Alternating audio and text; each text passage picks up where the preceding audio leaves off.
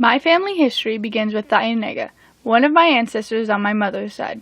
He was born in 1742 along the Ohio River.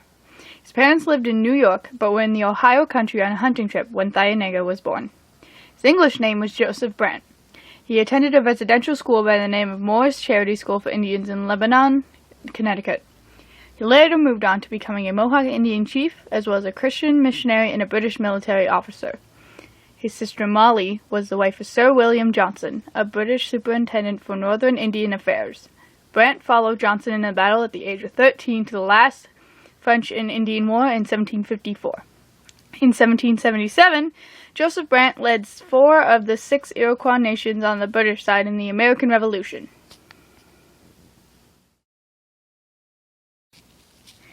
The American Revolution started when 13 of Great Britain's North American colonies won political independence and went on to form the United States of America. The war followed more than a decade of growing division between the British Crown and a large segment of its North American colonies. After the war, Joseph Brant discouraged any further Indian warfare on the frontier and encouraged peace treaties. Afterwards, Brant was awarded a grant of land on the Grand River in Ontario. His followers and him lived peacefully until Brant died on November 24, 1807, in the land now known as Brantford. It is hard to recover the big connection between my immediate family and Joseph Brant. If my great-grandma was around, I'm sure I would be able to define more of my family. But for now, I'll move ahead to the eldest person in my immediate family. On April 23, 1950, my grandma, Donna Castler, was born. By the time she had turned 14, she had joined her family working on a tobacco farming plantation.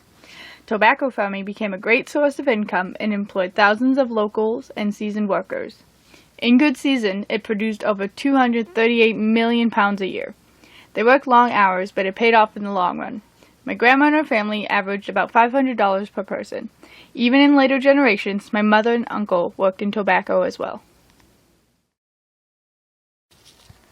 Another important part of my grandma's teen years was the ever-so-enjoyed hippie culture. Hippies were the hipsters of the 1960s. It originated in Greenwich Village, New York, San Francisco, and California. They were characterized to have long hair, beards, and unconventional clothing.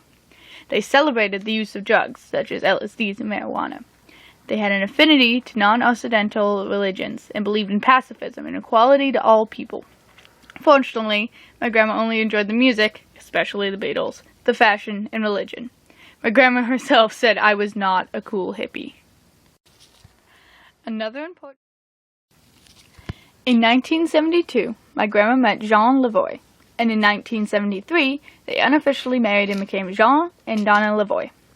By 1974, my grandparents had their oldest child, my Uncle Paul. 4 years later, my mother, Danielle, was born. As my mother grew up, she began going to a Christian church with her friends, but was later converted to the pagan religion.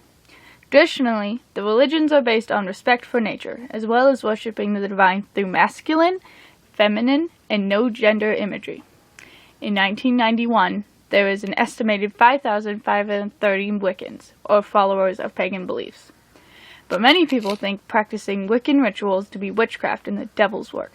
So my mother was criticized with the way she thought and worshipped, but she will never disrespect other religions because of their differences, like those who criticized her. My mother has no specific subdivision of pagan, and still practices things such as candlework and herb mixing. She even considers supernatural occurrences to run in the family. In 1995, my mother started dating Patrick Hodgins, and 4 years later had their first child in 1999 on February 16th and named her Destiny. They then married on May 13th, 2000. But their biggest achievement in their lifetime would be what occurred on October 5th, 2000. Me, Jessica Hodgins. I was supposed to be a boy named Aaron after my great-grandfather, but I'm full of surprises and popped out a healthy little girl. I grew up moving around a lot for no specific reason, but we were able to stay in the same school. In 1990, life was good and steady. But unfortunately, on May 6, 2000, my dad passed away from a heart attack, and our family suffered huge losses. We moved again, missed a lot of school, but I think it was the support of our friends and family that put us right back on our feet. People tell me it's okay if I don't want to talk about it. But honestly, I think that experience is something important about my life. It'd be like losing a part of myself if I tried to hide it. Life was... Now to present day. We've moved yet again. I live with my grandma, my mom, and my sister. We've been in this house for about 4 or 5 years now. I've been offered so many great opportunities presently as well. I attend Knox Presbyterian Church with Emily for about 5 years now, where I go to youth group, volunteer in the nursery, and work at a summer camp.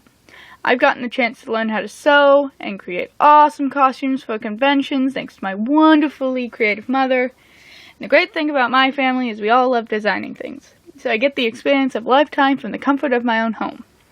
I've made a few costumes since I've gotten to high school, and I'm getting better with every new idea. Designing is everything in my life. I don't know what I would do without it. Even my grandma, who was infatuated with the 70s fashion, continues to take interest in fashion and designing. And I'm definitely sure Joseph Brent had his own spin on fashion as well. My name is Jessica Hodgins, and I'm proud to say I am part of this family. Now to present day.